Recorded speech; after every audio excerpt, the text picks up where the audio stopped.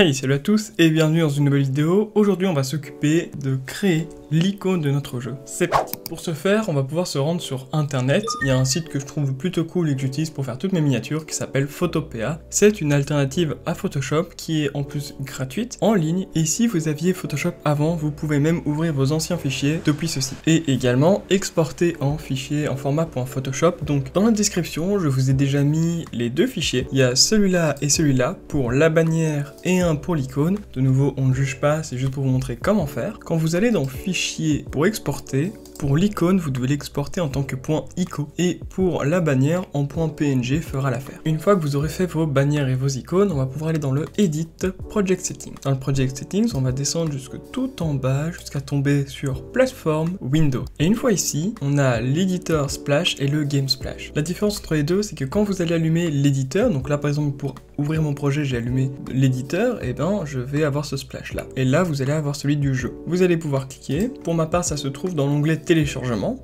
donc ici, et voilà mon éditeur Splash est là. Je fais la même avec le suivant. Oui, je veux importer ces splashes. Et pour l'icône, c'est pareil. Dans téléchargement, elle se retrouve ici. Comme je l'ai précisé avant, ça doit être en .ico et c'est du 256 sur 256 pour le format. Voilà, là, tout est bon. C'est importé. Maintenant, si je coupe mon fichier, mon projet, et que je le rouvre, qu'est-ce qui se passe? Voilà, et si je l'ouvre, voilà, comme vous pouvez voir, mon splash a changé, c'est celui qu'on avait fait sur Photoshop, et il est maintenant bien intégré.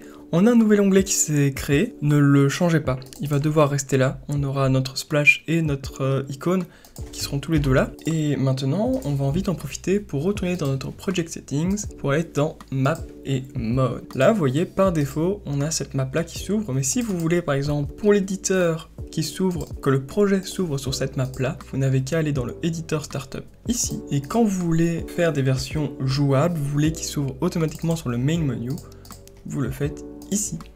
Comme ça maintenant, à chaque fois que le jeu, votre projet va s'ouvrir, il va s'ouvrir sur le level démo développement, et quand ce sera une version jouable, une version build, ce sera sur le level main menu. Voilà les gars, vidéo très courte, et j'espère que ça vous a plu, que vous avez appris des choses. Moi je vous donne rendez-vous dans une prochaine vidéo, à la prochaine, ciao tout le monde.